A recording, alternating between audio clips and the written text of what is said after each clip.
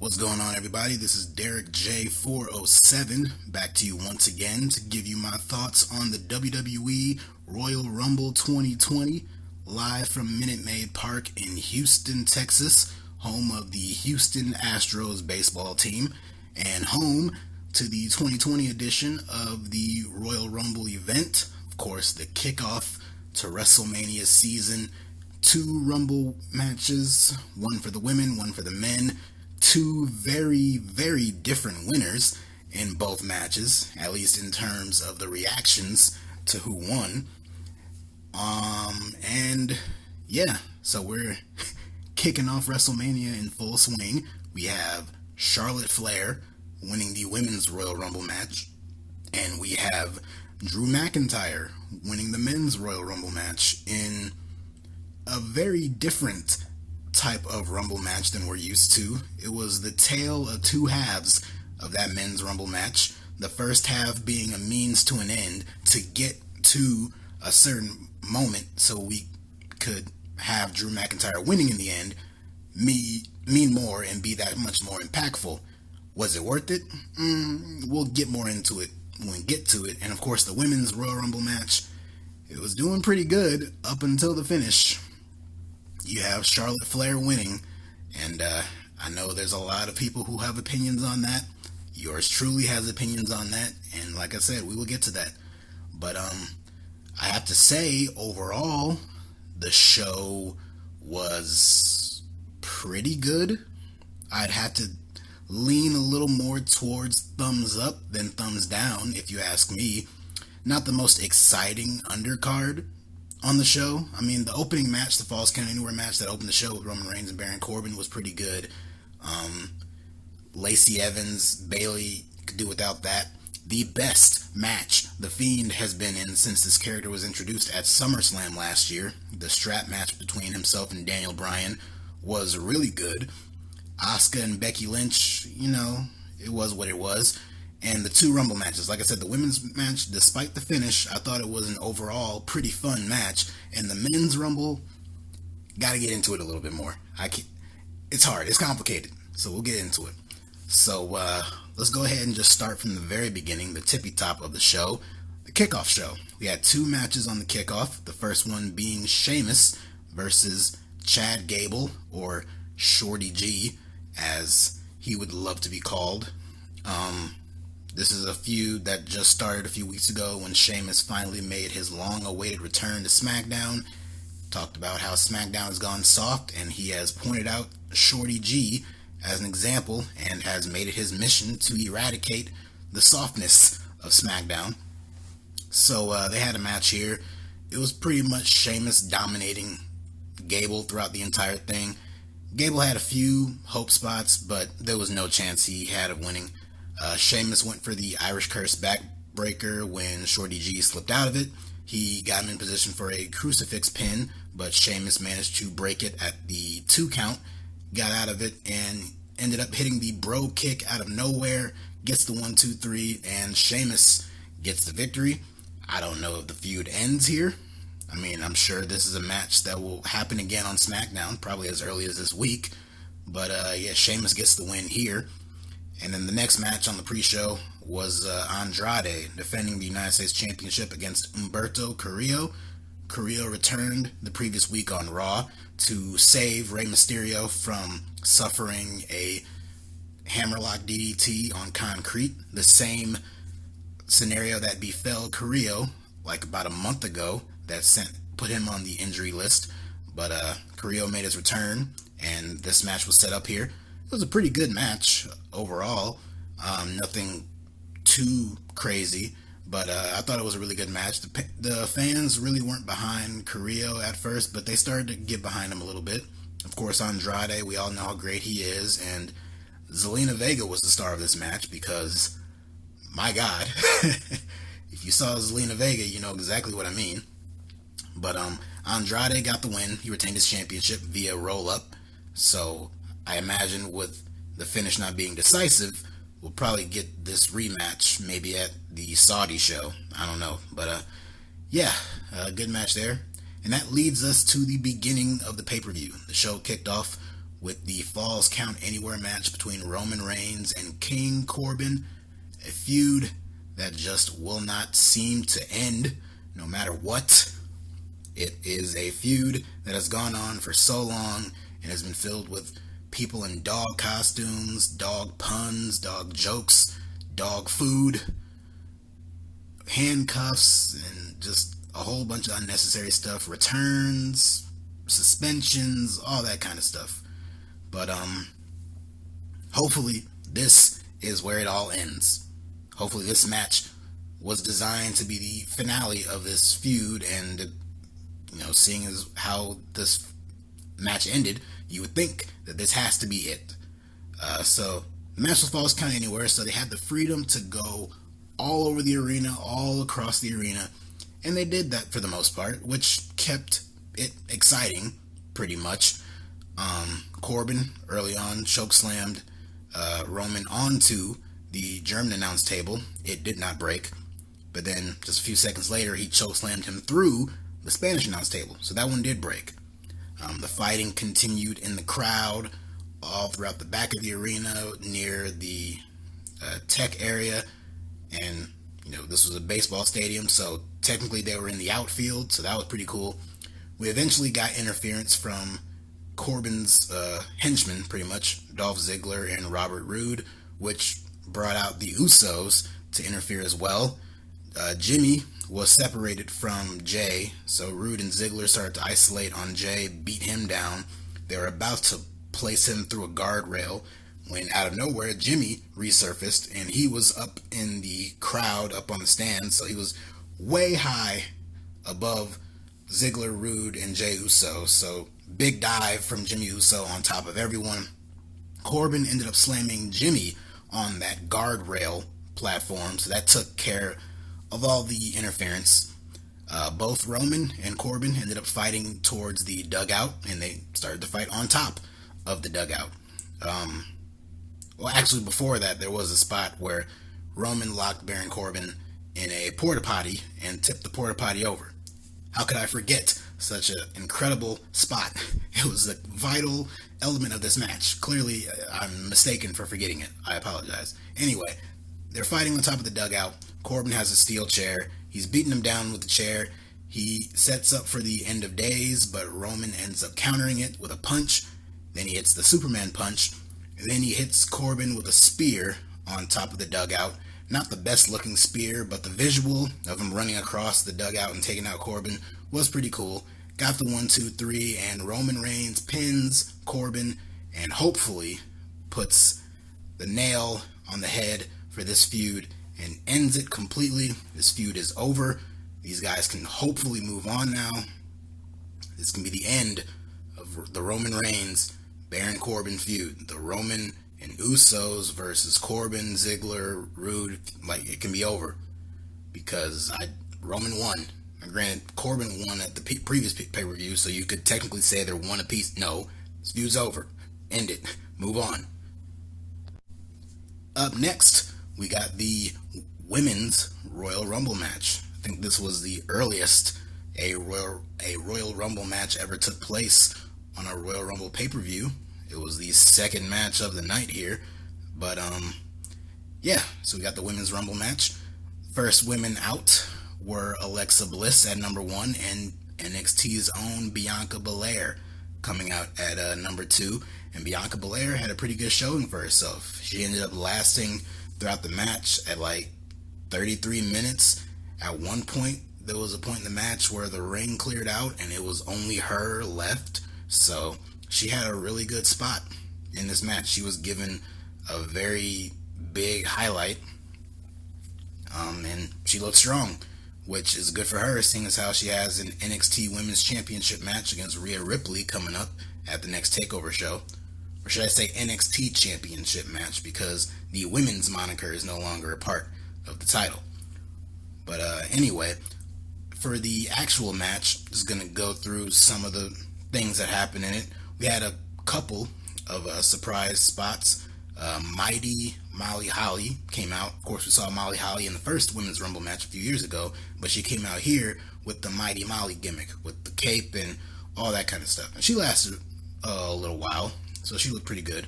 Mercedes Martinez, who has appeared in the Mae Young Classic in recent years and just recently signed a contract to WWE, just as a few weeks ago. She already competed in a battle royal on NXT. She got a spot in the Rumble match, so good for her. Candice LeRae was another surprise entrant in this match at number 9. We had Mia Yim out there, Dakota Kai, and Tegan Nox came out later, so a little upsetting that we didn't get any interaction between Dakota Kai and Tegan Nox, but they were both in the match. Chelsea Green, who we have seen on Raw in the past month, faced Charlotte in a squash match. She has resurfaced on NXT with Robert Stone, the former Robbie E from TNA, as her manager, so to speak, or her agent, forming the Robert Stone brand or whatever. So she was out there for like a cup of coffee. Kelly Kelly at one point, she returned. Xia Li was out there. Shotzi Blackheart, so some NXT appearance there. Naomi, who has been gone for a few months. You knew when the Usos returned a few weeks ago that Naomi wasn't going to be too far from them, but she returned, and she had a little Rumble highlight spot in this match. We'll get to that. And Beth Phoenix is another woman who returned, and she had a hell of a gutsy performance in this match. Again, we'll get to that. And then, of course, there was Santina Marella. We'll get to that too. So we'll circle back to all that. Lana, she was in this match. She came out, cut a promo, called herself the best superstar of all time. It wasn't long until Liv Morgan returned. Well, she has returned already, and she's been a part of this stupid storyline with Bobby Lashley and Rusev, but she came out there. She dumped Lana out of the ring.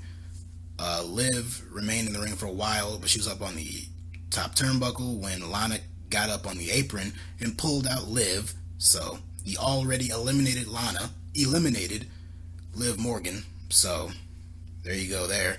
And the two of them started to brawl on the outside. I believe they have a match scheduled against each other on Raw this upcoming week. So the storyline continues, clearly. Mandy Rose and Sonya Deville were each in this match, and the storyline with Mandy Rose and Otis, which has been one of, if not the best storyline going on, not only just on SmackDown, but in the entire WWE in the last month. It continued in this match. We had a spot where Alexa Bliss tried to eliminate Mandy Rose, and she seemingly did. Mandy slipped off the apron and fell to the floor, only to fall right on top of Otis, who was right there to, break her fall. He lifted her back up. She stood up on Otis's gut because the dude's so huge. And of course, Otis is making his facial expressions, and he helped Mandy get back in the ring. So he saved her from elimination. Of course, the crowd popped huge for it. Everyone loves Otis. Everyone's rooting for him to get with Mandy. This story it's so simple, yet it's so great. It's amazing how this story is going on at the exact same time the Lana, Rusev, Lashley, Liv Morgan crap is going on, but it is, and it just is superior to it in every way. Anyway, later on in the match, we have Sonya Deville. She accidentally knocks Mandy Rose off of the apron. Mandy Rose found herself over the top rope on the apron once again, and this time Sonya, who earlier in the night said in an interview that she would throw herself out of the ring and eliminate herself for Mandy Rose to win, she is the one who accidentally eliminated Mandy. Although Mandy wasn't eliminated just yet, because when Mandy got knocked off, Otis was right there. He stayed out there the entire time Mandy was there, so he was out there to catch Mandy. He caught her in his arms, but then Bianca Belair, who was in the ring, she ended up knocking Sonya Deville out of the ring, knocked her off the apron, and when Sonya came crashing down, she came crashing down onto Otis and Mandy to eliminate both women. So I imagine that will be picked back up on SmackDown this upcoming week. As I mentioned earlier, there was a point where Bianca Belair cleared the ring.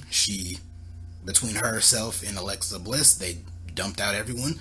She used her hair to eliminate Alexa, so it was just Bianca Belair in the ring for a few seconds.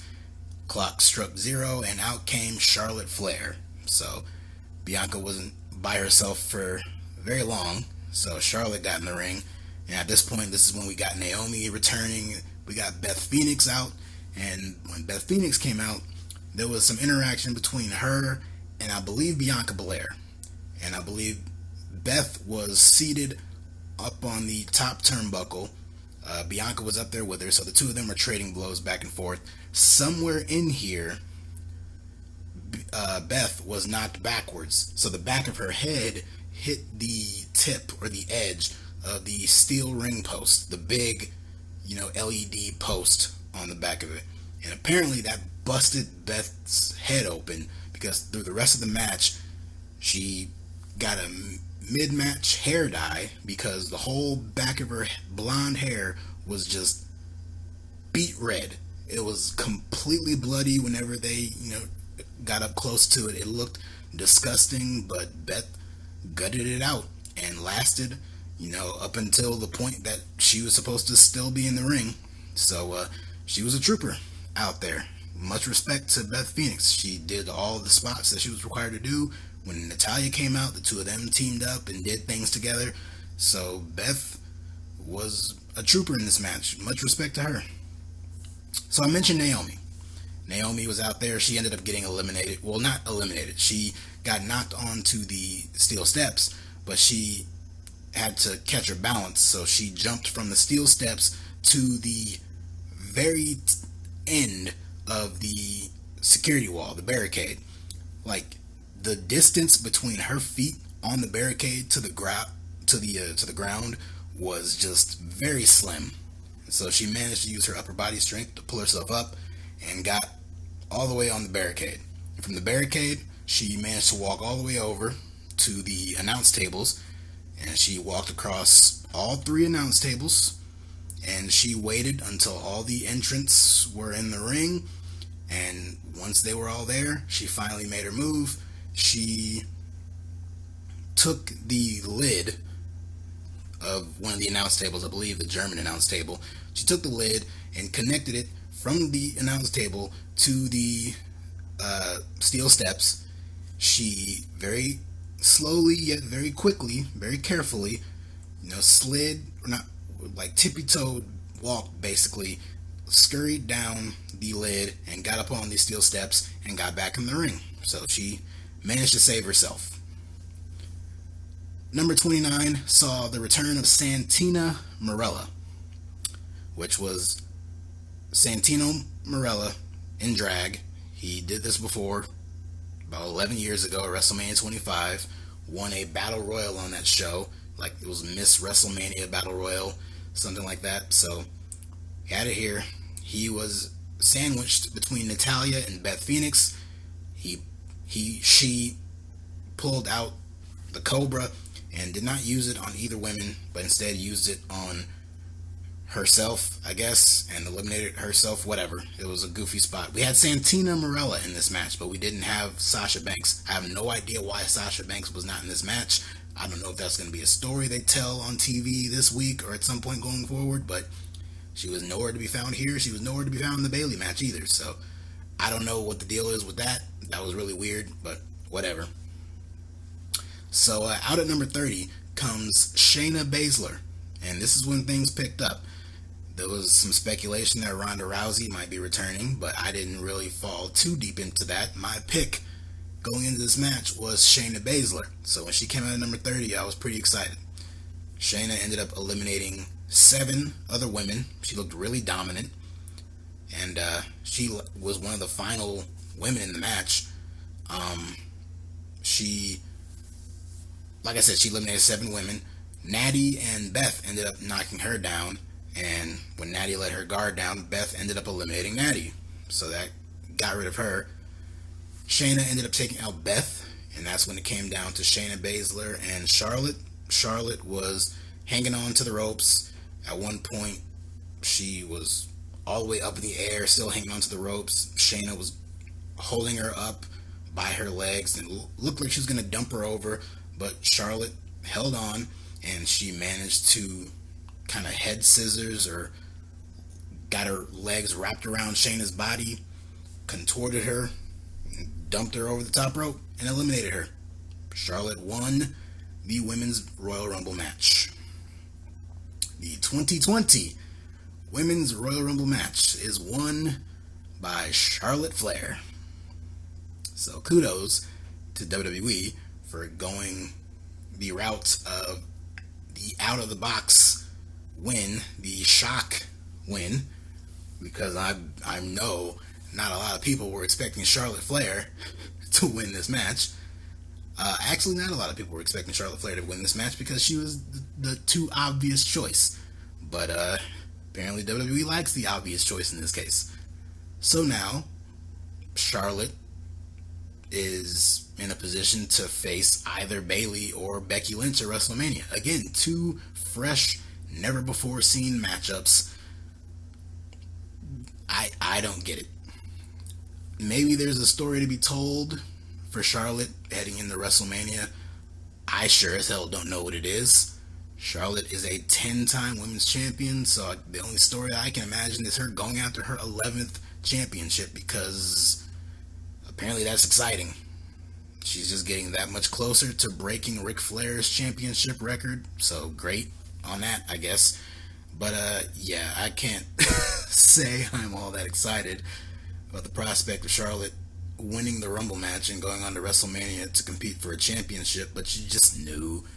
You knew it wasn't going to be that much longer till she was back in the championship picture, just like it is for Roman Reigns. Despite not winning the Rumble match later on in the night, you know Roman's getting a title shot at WrestleMania. You know he is. You know sooner or later he was going to be back in the title picture. I'm shocked it took them this long to get him there, but you knew he was going to come back. And same with Charlotte. She can only be in the background on the sidelines for so long. She is a focal point of that division. They have built that division around her. They have built it around Becky the last year. But Charlotte is still a prominent figure. They won't let her slide down the card too far. And so now she's back in title contention. Which championship will she go after? I don't particularly know. Charlotte and Becky have had excellent matches in the past. Can't say that's a matchup that's all that exciting to me going into WrestleMania. Charlotte against Bayley, again, not really all that exciting, but she won, and there's not a whole lot that can be done about it now, so we'll see what they do. Yeah. Up next was the SmackDown Women's Championship match, Bayley defending against Lacey Evans. Of course, the story of this match is Bayley mocking Lacey and her brat kid and all that kind of stuff. I don't really care. I don't care all that much. Bayley won. There was a moonsault attempt from Lacey, but Bayley managed to get her feet up to block it, and then she rolled her up, and that was that. I think she grabbed the tights. Honestly, it doesn't matter. Bayley retained. Unless they do something with her and Charlotte, I think there's still a chance we'll be getting Bayley and Sasha at WrestleMania. So that could be cool. But Bayley's run as champion's heel gimmick, maybe it was just her feuding with Lacey, who wasn't bad, who is not bad as a babyface. She probably fits that role a lot better than she did as a heel. And she cut a few good promos in there during the build-up, but I just haven't really gotten into it. Bayley, I wanted to get on board with the heel run, but it's not really doing much for me. Her and Sasha as a team, Sasha's barely on TV. I don't know what they're doing with her, so not a lot of excitement in the SmackDown Women's division right now. Sorry. Then we had Bray Wyatt, the Fiend, defending the Universal Championship against Daniel Bryan in a strap match. Was not a fan of adding the strap match stipulation to it, but they made the most of it. This match gets a thumbs up straight out the gate, simply because there was no red lighting during this match. There was red lighting during the Fiend's entrance, but then once the bell rang and they did the entrances and all that, and the ring intros and all that stuff, the lights were on, and we could see everything clearly. Hallelujah. It made the match infinitely better. Now, I'm sure a big reason for that was so you could see all the welts that formed on Daniel Bryan's body when he was getting whipped by the strap. Whatever the reason is, keep the lights on. You don't need them. They're unnecessary. Don't do that again. If you want to do that during segments and all that kind of stuff when the Fiend comes out, that's fine. But once the bell rings and the match starts, you don't need to keep the fucking lights on. And surprise, surprise, in one of the first matches the Fiend didn't wrestle with the lights on, this ended up being the best match the Fiend was in. Now, it started off like a typical match with the Fiend in terms of him just beating down his opponent, but Daniel Bryan, quickly got, well, not quickly, because it lasted a while, but he made a resurgence. He started making a comeback. He ended up hitting the running knee at one point, only good for a 2 count, but he got back into it. He used the strap on the outside to kind of pull Bray face first into the steel post, so I thought that was cool. They were up on the German announce table. Bryan hit the Fiend with a bunch of low blows, which didn't phase the Fiend too much, so apparently he doesn't have a penis, I guess, I don't know. But it slowed him down enough for Bryan to hit him with a DDT on top of the table, so I thought that was really cool. Another really cool spot, Bryan was going for the running knee, but in midair he got caught by the Fiend, who hit the Sister Abigail, but it was only good for a 2 count. The fans popped pretty huge for that, as did I. I thought that was a really cool near fall. They gave Bryan a lot of hope spots here. The Fiend had Bryan up on the top turnbuckle when he locked in the mandible claw, but Bryan would not, let it cinch in too much. He locked the Fiend by his arm in a triangle choke. He sets him down, Bray does, gets him back in the ring, locks in the claw again, but Bryan manages to escape it and turn it into the label lock, or the yes lock, if it's called that again. So then he uses the strap to pull back on the Fiend's face in the yes lock, but of course the Fiend managed to escape it. Bryan hit the running knee one more time, but it was only good for a 2 count. It was a very close near fall, but it was only good for a 2 count. And there was this really cool visual of Bryan getting back to his feet, slowly getting back to his feet, getting up, catching his bearings, when the Fiend just popped right up like a fucking demon rising from the ashes, rising from hell or something like that. He's back on his feet. Bryan pretty much realizes that's curtains for him. That he's up shit's creek. It's done. So he just starts wailing on him with a bunch of shots with the strap. The Fiend completely no-sells it. He locks him in the claw once again. Bryan tries to get out of it, but then the Fiend just grabs him and just slams him down on the mat, keeps the claw locked in, gets the 1, 2, 3, and the Fiend retains the Universal Championship. As I mentioned, this was the best match I have seen the Fiend in since this gimmick started. He's had quite a few matches, big pay-per-view matches, and none of them have really been all that exciting, but this one really was. Like I said, kudos to them making the strap match stipulation work. It wasn't necessarily needed, but it did work. And Bryan, being the great babyface that he is, he got the people into it. He got the people behind him. At different points, they were even booing the Fiend. So I thought that was, that's a testament to how great Daniel Bryan is. And he got the fans to buy into it. He got me to buy into it, albeit for like a nanosecond, that he had a chance of winning. But yeah, exciting match. I thought it was a really good match. They made the announcement at this point in the show of Super Showdown coming on February 27th, Thursday, February 27th, live from Saudi Arabia. So they're doing yet another Saudi show, and not only are they doing yet another Saudi show, but they're doing it on a Thursday. The balls on this company. Like, y'all learned nothing from what happened last time.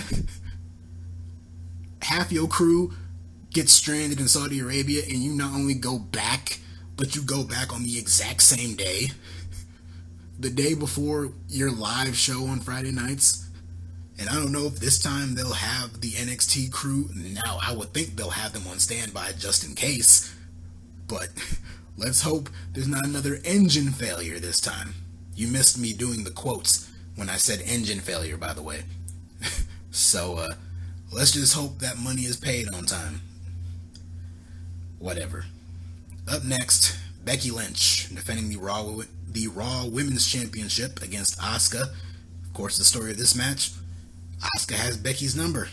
We should all be so lucky to have Becky's number, but in this case, Becky just cannot seem to beat Asuka. It was a year ago at last year's Royal Rumble. These two women had a match for the SmackDown Women's Championship, and Asuka not only beat Becky, but she made Becky tap out clean. And of course, on that night, Becky won the Rumble, went on to WrestleMania, won the championship, and they have stalled on this feud ever since then, until recently they decided to bring it back up and build this rematch around that story. It made sense. It's been good. Asuka has been incredible. She's been so much fun to watch. So it added an element to this match that it would have been missing had it not been there. That didn't make the match excellent. It didn't make it great, but it did result in a good match. Kairi Sane didn't really play a huge factor. She did interfere a few times, but she didn't play a big role in the finish or anything like that. She didn't take any big bumps. She did her thing. She was really in and out quick in the Rumble match too, so I know she just came back from injury, so they probably don't want to do a whole lot with her, but yeah, she was there. Like I said, the match was really good, nothing overly special, but there was one point where Asuka hit like a really stiff kick on Becky, and Becky looked like she was knocked out, but of course it was just playing into the story that they were telling. So she wasn't really unconscious because the referee went to call for the match to be over, but Becky kind of grabbed his leg to stop him, and so that just kind of played into the story there. The finish saw the referee, he was kind of cornered in the back. He had his back turned. Asuka spun around Becky, clearly going to spray the mist in her eyes, when Becky noticed this and quick on her feet, just kicked Asuka right in the midsection, and Asuka spat up all the green mist. Some of it spat back in her face, and then Becky managed to get her down, lock her in the disarm her.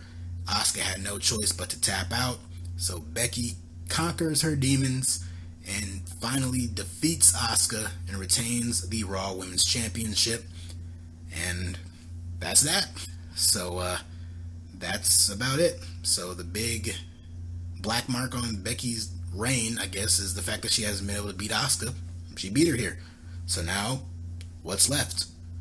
To go to a new, exciting, brand new opponent like Charlotte Flair at WrestleMania? Well, I guess we'll know pretty soon, now won't we? And then finally, the men's Royal Rumble match.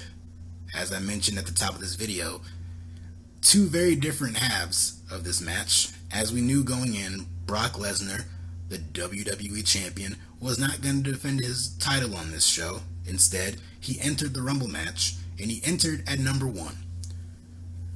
Now, I figured the match would start off with Brock dumping out a bunch of guys, the first couple of guys to come out, the first 5, 6, maybe 7 guys. He'd probably mix it up with a few of them, keep a few of them in there for a while, but eventually he'd dump them all out. Oh no. Brock ended up eliminating 13 guys? So he tied for most single eliminations in a match. I could have swore he broke it and eliminated 14 people, but I think Cole said it was only 14, I think. I don't know. But, yeah, so Brock started off the match with Elias. Elias came out, cut a promo, insulted Brock, was singing a song, insulting him, when Brock made a beeline for him, got him in the ring, gave him a bunch of German suplexes, dumped out Elias. And that's where it started. Out at number 3 came Eric Rowan, who almost connected with Brock, but before you knew it, he was dumped out. Out at number 4 came Bobby Roode, who got hit with an F5. He was dumped out. John Morrison, who just made his return to the company a few weeks ago, who has had one of the most underwhelming returns in recent memory. His first Rumble match in years, He's out there at the same time Brock Lesnar's out there. No time to really do anything spectacular. You want to know what the spectacular thing that happened to him was? He got hit with a belly-to-belly suplex out over the top rope, out of the ring, and landed feet first on the mat on the outside. That was impressive, but he still got eliminated, so that was a waste. Out at number 6 came Kofi Kingston, and the fans perked up for this. We know the last time that Kofi Kingston and Brock Lesnar were face-to-face together, Brock whooped Kofi's ass in like 8 seconds and took the championship from him. So, a lot of people were hoping that Kofi would be the one to eliminate Brock here. So, he had a little bit of a mix-up with Brock. Rey Mysterio came out at number 7. Eventually, Big E came out at number 8. And he encouraged Kofi and Rey to kind of triple team Brock, and they did. They all hit their finishers on him. Kofi hit him with Trouble in Paradise. Big E got him up for the big ending. Rey hit him with the 619. It looked like they were going to get the best of Brock, but then he dumped out Rey. He tossed out Big E, and eventually he F5'd Kofi out of the over the top rope. So all men were eliminated. Cesaro came out, number 9, hit a few uppercuts, but eventually he was dumped out too. Shelton Benjamin, he came out, number 10. He has a history with Brock. He was his training partner. The two of them were roommates back in OVW. He came out, he hugged Paul Heyman, got in the ring. Him and Brock had a bro hug. It looked like they were going to be allies, but then Brock hit him with a German suplex, dumped out Shelton Benjamin as well. We saw Nakamura, the Intercontinental Champion, come out at number 11. Got a few kicks in on Brock, but eventually he got eliminated too. Your Intercontinental Champion didn't even last a minute in the Royal Rumble match. So beautiful. MVP, Montel Vontavious Porter, made his return to the company, a shocking surprise entrant in the match. He came out.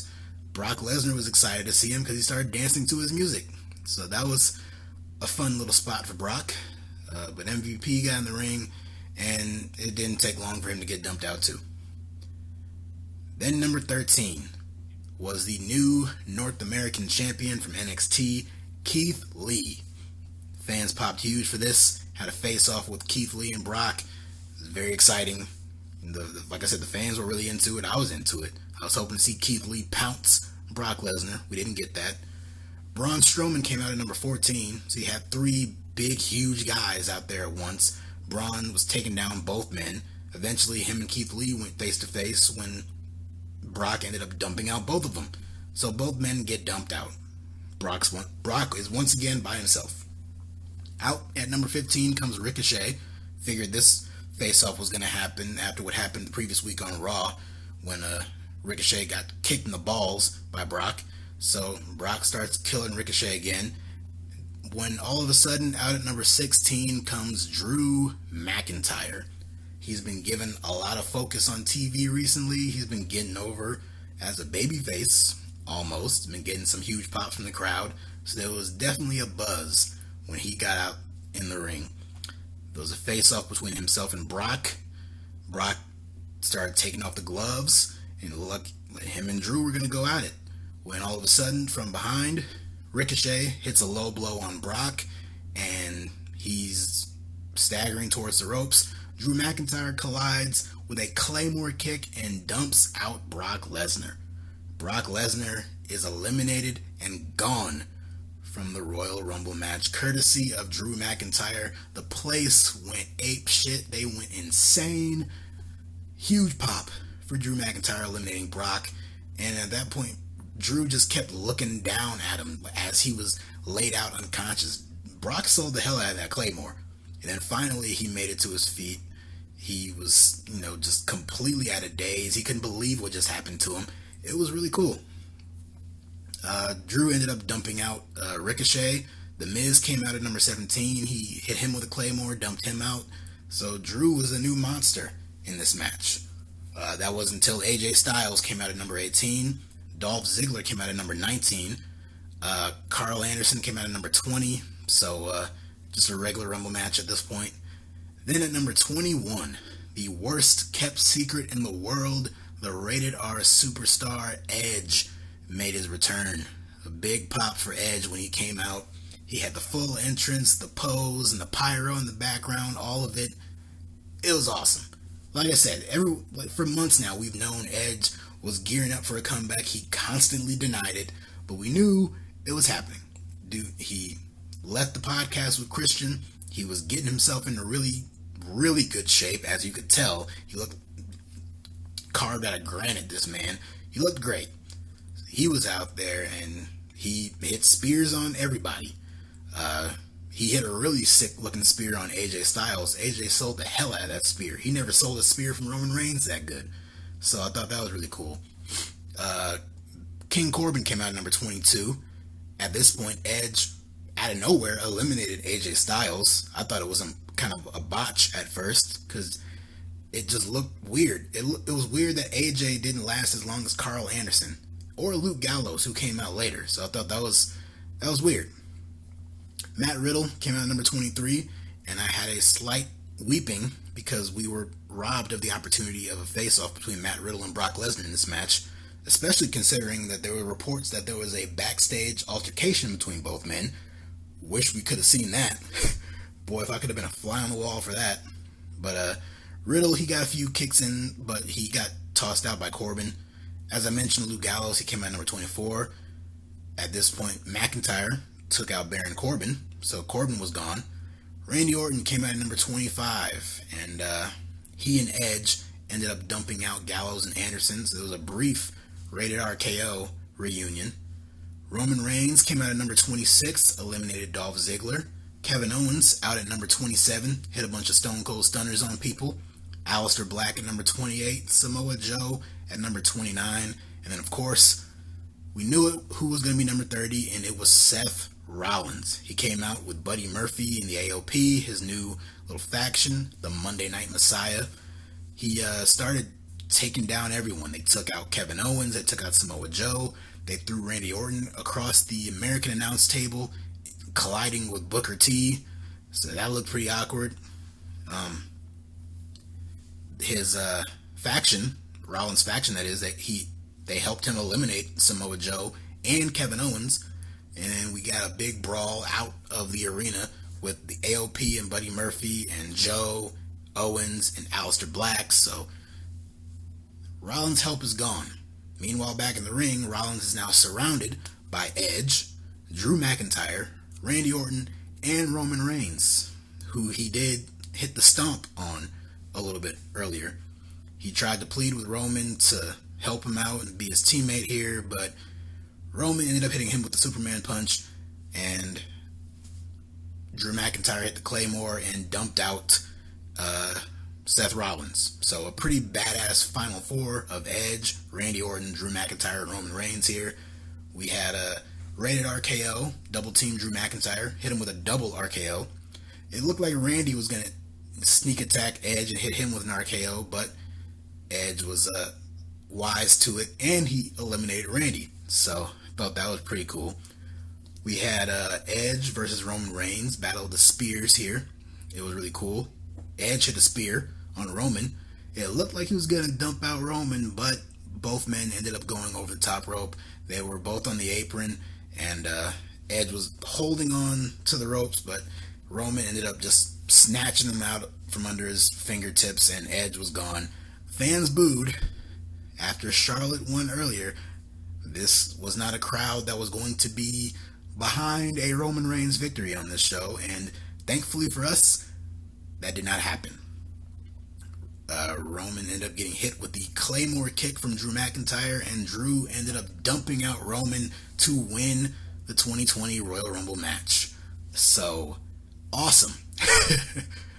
Like I said, the first half of the match was Brock Lesnar killing a bunch of people, dumping a bunch of people out like trash, including the Intercontinental Champion. Was not a fan of that. But it was done to make the moment of Drew eliminating Brock be that much more impactful, and then you follow Drew McIntyre over the course of the rest of the match up until the finish, where he won.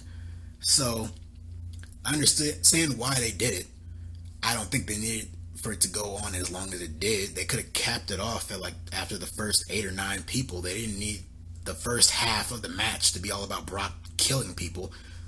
but they did what they did as a means to an end. And the second half of the match was really cool. Like I said, it was really cool seeing Edge. That was a really cool surprise. Well, not really surprise since we all knew it was happening, but it was still cool to see him. And I don't know what his future holds. Was this a one-off? Are they going to put him in a match on the Saudi show? Potentially even WrestleMania? I don't know. But yes, I was not going to be upset at a Roman Reigns win, but after Charlotte won earlier, having this show end with Charlotte and Roman Reigns winning would not have been wise. So it was very good that they gave it to Drew. He looked like a beast by the end of this match, and I am all for Drew McIntyre challenging Brock Lesnar for the WWE Championship in the main event of WrestleMania, with Drew McIntyre beating the Beast. I'm all for it. So overall, thumbs up, I guess. And as this show as a whole, like I said, not excited about Charlotte winning the Women's Rumble, but what can you do? A lot of the undercard matches ranged from okay to pretty good. The Universal Championship match was really good. So a slight thumbs up, maybe 70%, 7 out of 10. I'd give this show maybe 6.5 out of 10. But yeah, still good. And as was the NXT Worlds Collide show the previous night on a Saturday night. That was a really good show too. Didn't review it, but I did watch it. Thought it was an excellent show. And that's about it for me. But I wanted to take this moment to close out by, on video, publicly sending my condolences to Vanessa Bryant, her 3 children, the entire family, and every friend close to them for the tragic loss earlier on this day, as of this recording, of NBA legend Kobe Bryant, who tragically lost his life, as well as his 13-year-old daughter Gianna, and what was it, like 7 other individuals in a horrific helicopter crash earlier in the day that took all of their lives. And as someone who grew up a huge NBA fan, and one of the first players I ever saw was Michael Jordan, of course. But Michael Jordan is not my favorite player of all time. Kobe Bryant would be my favorite player of all time. Shaq is up on my list. So the pairing of him and Shaq was a dream team for me back in the day. But Kobe Bryant, he made an impact on the sport, on the league, on this world. And it is one that will always remain unmatched. He was already a huge presence, with his career over after retiring a few years ago. He was already making a big impact. And his young daughter, 13 years old, didn't even get a chance to truly experience this world. All you could see from Kobe, you could see the light in his eyes every time he would talk to his daughter about basketball. That was a love that they shared. And to know that not only we lost Kobe Bryant, but we lost a future Hall of Famer in his young daughter, is heartbreaking. It is soul crushing, and I just cannot send out enough prayers to that family. I cannot imagine what Vanessa's going through. I cannot imagine what that entire family is being put through, but I just hope God blesses them, or whoever is up there blesses that family in this rough time. So just wanted to send my thoughts out to that entire family right off the bat here as I close out this video. And that's about it for me. We are on the road to WrestleMania officially, and as I mentioned, the Royal Rumble pay-per-view, not a bad show overall, and I am very satisfied with Drew McIntyre being the winner of the Men's Rumble match. So that's about it for me. So I will check all of you guys later.